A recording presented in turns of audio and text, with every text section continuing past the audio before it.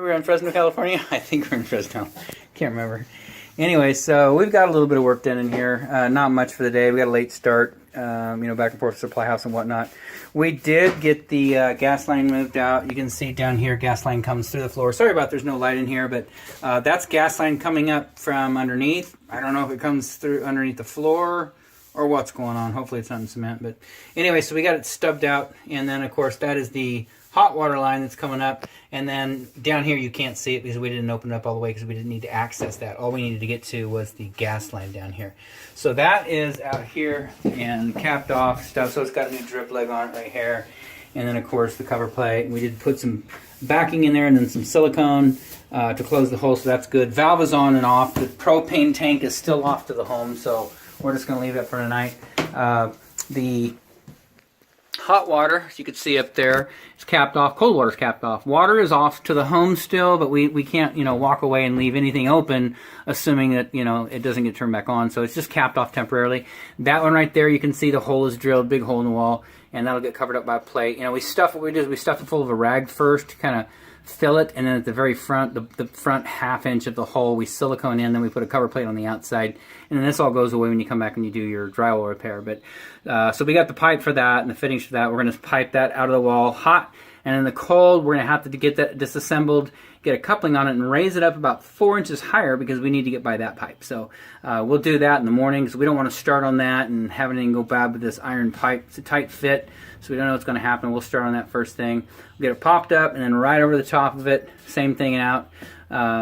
So that's good to go for right now. And then out here, what we'll do is we're going to come out and then probably put 90s on, I would imagine. So one hole's here, one hole's going to be above it. I know it's a big hole, but the cover plate will cover it. So we'll have another hole up about 4 inches above this. It's going to turn on a 90, so it's going to turn a 90 toward the back of the house. And then we're going to put two shutoff valves on, one for the hot, one for the cold. It's not required on the hot side, but we're going to put it on anyways. And then we're going to put T's on. We're going to do something. Let's put it this way. We're going to do something, all right? Because we need to get the hot and the cold piped over here. This is where the water heater is going to sit in the corner. And we need to get hot water back up and get it tied in because there's a hot water line that runs through the ceiling and over to this area. And then, of course, cold water we need to get run over to the refrigerator over there. So however we do it, we'll figure it out tomorrow. But anyways, when we get done, it'll look nice. One thing we did do, we worked off the ladder here, got the ceiling bucket in, and, of course, homeowner was here, and, we should have done something maybe a little bit different, but we didn't. We stood on the ladder, got in here. It's pretty tight. Back in there, there's a purling, which is a support for the rafters. It's a 2x6 that goes through there, and it braces off to the 2x4 ceiling joists. And so we could have gone back just a little bit further, but not much, at least not enough to prohibit or to allow the door to swing all the way open. So even if you were to take this, the door, would probably miss the water heater because it's only 20 inches in diameter. It definitely, would run into water pipe. Not a big deal. Gas pipe, here. But the main thing is the vent is going to prohibit the door from opening any further than this. And I apologize for that. That's the placement on that line.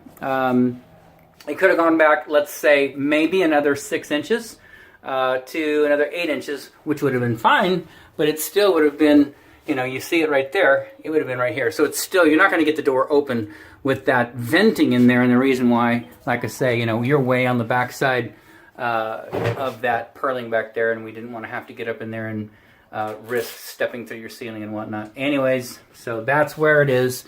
We shook hands through there, by the way, so you know where the hole's at, but we didn't quite catch this until we were done. We are going to try and remember to go to Home Depot and get one of the door stops. It mounts right here. You screw it in, and it's got a little rubber gasket on here, so when you open the door, it actually hits the stop and doesn't allow it to travel any further. So we'll try and get one of those and get it mounted on there so you're not, this thing isn't swinging and hitting that vent pipe. But anyway, so that's it for today. We'll do another video tomorrow, and then at completion, outside of that, we are done.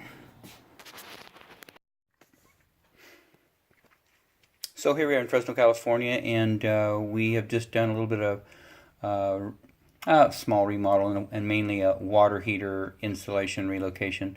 Wanted to get a quick picture behind the refrigerator. I don't want to roll it out too far because it's a wood floor and make sure we don't want to scrape it. But we had this out, went ahead and opened up the wall. We got a PEX line down the wall, and it is insulated with thermocell, so half-inch thick pipe insulation all the way up, just because there's a cavity in there, and this old school plaster, and it's got a lot of plaster that sticks through the holes in this. And anyways, it's just kind of a nasty cavity, to put pipe in. So we put that thermocell in there just to keep the pipe from touching anything. You can see the recessed wall box is is mounted, and maybe you can see, there you go. Get a better light over there. There you go. So that's a Worsbo. So quarter turn on, quarter turn off, and it's got a separate shutoff valve out there by the water heater, and we'll show you that in a minute. Of course, you'll need to have a drywall guy to come in here and tape that in, and then if you want it to look like fantastic, just shoot this whole wall right here. It stops up at the cabinet, and so it's not a lot of wall to shoot, but if you want to blend it in real nice, that's great. I'm going to go ahead and leave the cover plate for it right here. That's the cover plate. As soon as you get done with all your repairs in there, you just snap, that just snaps into place. It's blocked and screwed into place. Most recessed wall boxes have little clips that you mount side to side, but the box moves in and out. We went ahead and mounted some blocks to the back of the wall and screwed it into that. So you should be good on that.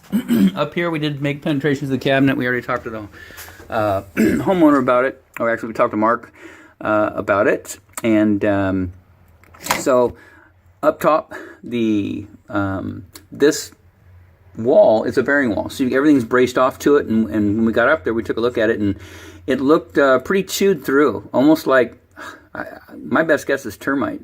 We didn't want to try and drill anything up there, so we utilized the dead space above the cabinet, drilled a hole through there, and we did go ahead and we cut like a 3-inch square piece of pine, and then drilled a hole through the middle and glued it down to the top to seal the hole.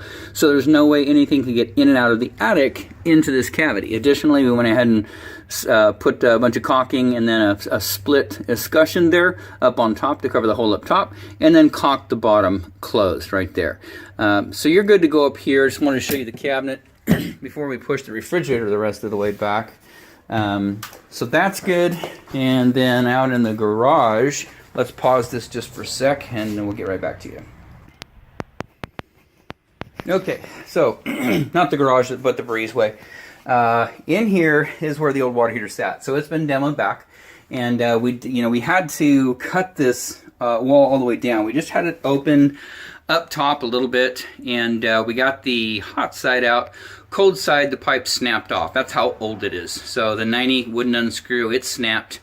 Fortunately, down here real low is a coupling. So there's pipe coming through the floor about 12 inches, maybe 18 inches up, and then couplings and then risers. So we had to cut this whole back open and then go ahead and go get some more pipe. Rigid pipe, galvanized iron pipe, stub it back up and out. So everything's stubbed out. It's a thicker wall surface than what we anticipated. It looks like it's double rock with maybe quarter and half, or even more. But honestly, this is what I would do. I would take a sticker just like this guy, this side, and put it over here, maybe a little thick, whatever the thickness is from this wall surface to here. Put a sticker on this side, top, bottom, maybe a couple in the middle, put a skin on the back. If you want, have your drywall guy go ahead and shoot some caulking in. I don't have any with me, but shoot some caulking in the corners just to get a nice good seal. That's all you need is regular painter's caulk. And, he can tape it if he wants to, but honestly, I would just shoot caulking in there to seal it. And then put your new skin on the back, and then of course up top, you got a little bit of work to do up there too. But anyway, so doors are off. We got rock back on like we said we would. That's all we do. I mean, we're not sheetrockers, and obviously you can see we're not great sheetrockers at that. Here's all the screws to your cabinet right there. Doors are sitting right out there. The door and the two doors, hinges are still on, so those are good. Up in the attic, we actually need a flashlight, don't we? So hold on a second, I'll get that.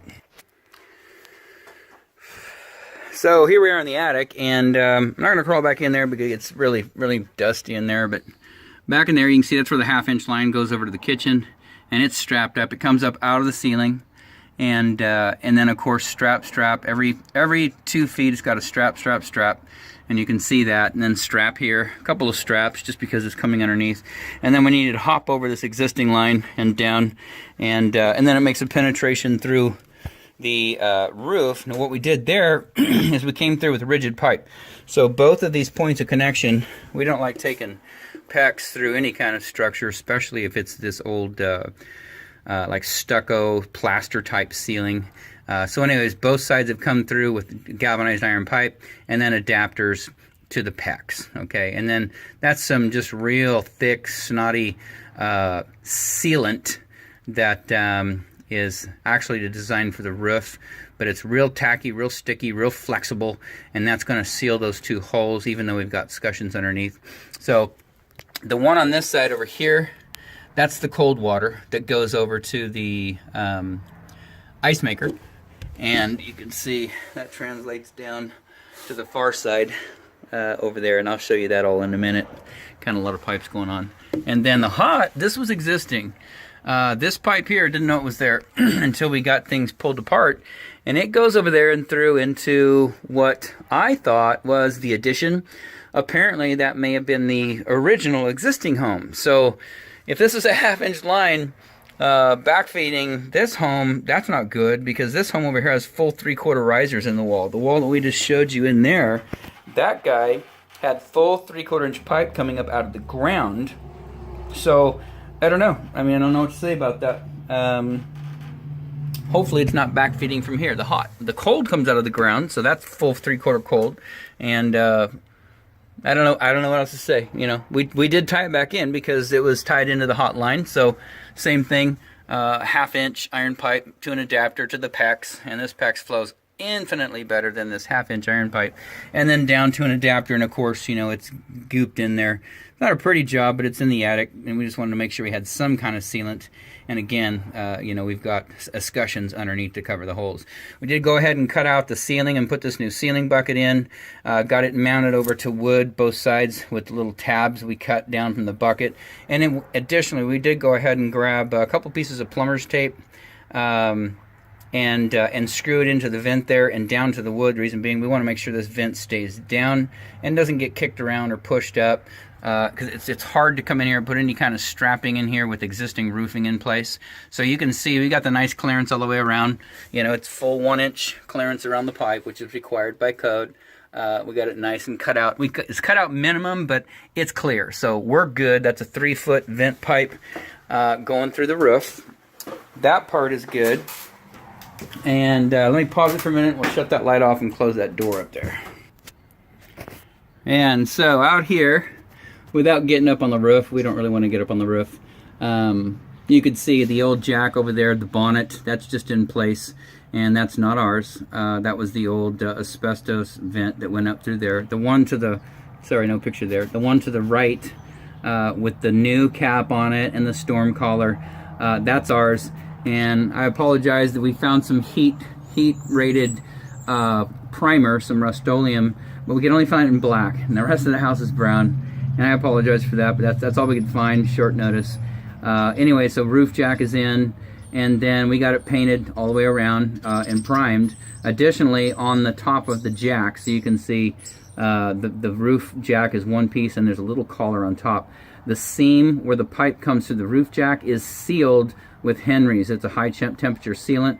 It stretches, it bonds, it stays forever. So we put it underneath the collar where the pipe penetrates the roof jack, and also on top of the storm collar we sealed that too. And you can see it's a pretty big bead of caulking there, kind of a big booger.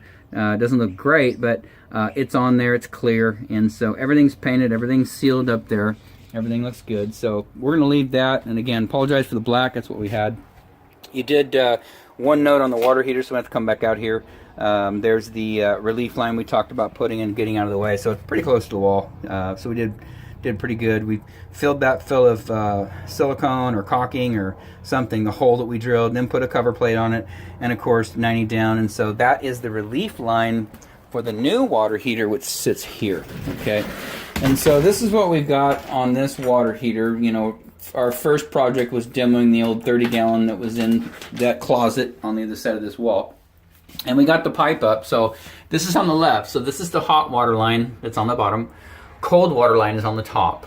And so we wanted to get this water heater over the corner and tucked real nice. And so we came out and put some T's on. Main reason why is the cold line we had to take up and go over to the ice maker. And so this is a separate shutoff valve for the ice maker. When you want that ice maker on, just turn that valve on, turn it off. Right now there's another, and there's also in the ice maker box behind the refrigerator, it has its own valve, you know, so you can certainly utilize that. And but this is just it's a safety feature, you know, it's an emergency feature. You know, you just shut something down, something happens, you know, it's a hard shut off right here. This is the hot, which goes back up and ties into the line that we showed you that came over from this portion of the building, whether that was, and I guess that was the original. So anyways, you have shutoff valves for both areas. They're both off right now because no one is home, and so water is off to both of these areas. Now, the other two valves go to the water heater. They're on because the tank's sitting right here, and I'm pretty comfortable this thing isn't gonna leak, so these are on, and that's good. So we got full three, all these are full, these two are full 3/4 inch, full port, quarter turn ball valves. So you can see quarter turn off, quarter turn on. Same thing on the top. So that's a nice feature. These work great. Same thing on these. These are out of Ferguson. They're the Pro Flow. These are Watts, which is what we carry and have in stock.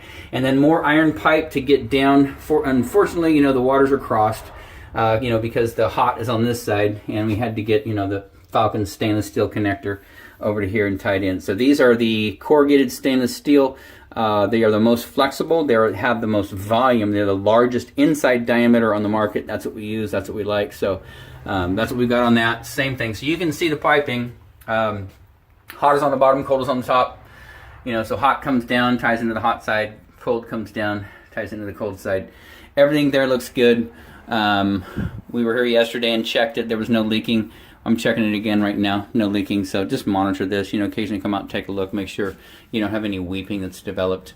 So everything up there, you can see 1/2-inch lines go through. It's rigid pipe going through because it's a pretty, you know, it's plaster, stucco. I didn't want any plastic pipe going through there, so you can see rigid pipe goes through, and then a rigid pipe comes over, rigid pipe comes down, stainless steel connectors to your tank. So this is 40-gallon LP. You can see model number, serial number right there. You can go ahead and go to bradfordwhite.com and fill that information out, give them the model number, the serial number, full name, street address, all that good information. They'll get your warranty going on the product. Here's the new vent that's installed, so new draft diverter, adjustable 90, 30-inch piece of pipe, another adjustable 90 going up to the ceiling bucket, which we installed. So that's all looking good. A little additional piece of tape right there, plumber's tape, that's screwed in on the outside right there. Reason why I just want to make sure that thing doesn't, you know, drop out of there for whatever reason. So it's just for insurance, no big deal. And then of course you've got adjustable straps, upper third, adjustable strap on the lower third. And then finally we brought the gas line through the wall as well. And of course everything's all caulked and sealed. And then it's a nice cover plate so you're not looking at it. This, we didn't get a cover plate on there because we wanted to get that into the hole as tight as possible. It is sealed on the outside of the building so nothing can get into the cavity. So gas is stubbed through. We put a drip leg on it. Didn't have one before, and then a brand new gas valve, 3-foot supply line over here to the controller. And so right now, you know, water is hot. You know, you're good to go when you come home. You'll need to flush everything out, the whole home. Whenever you shut the well off, it blows debris into the home. So hot and cold sides of all the fixtures run some things. When you get ready to hook up the refrigerator, the ice maker box, you know, hook up that hose that I left for you here on the counter.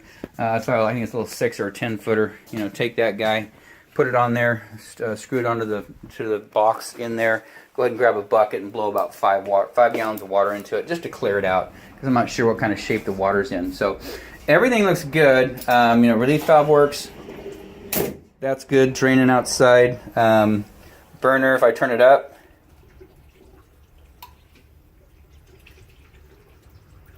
you can hear the burner come on. So don't put it up there. This is 140 right there at B. A130, hot 120. So don't turn it up. The reason why at 140 you got 3rd-degree burns in 3 seconds, you go into the hospital. And so just leave it there. It's at 120. That's plenty. So this is working great. Everything else I think that we talked about doing, we did. And outside of that, this installation is done.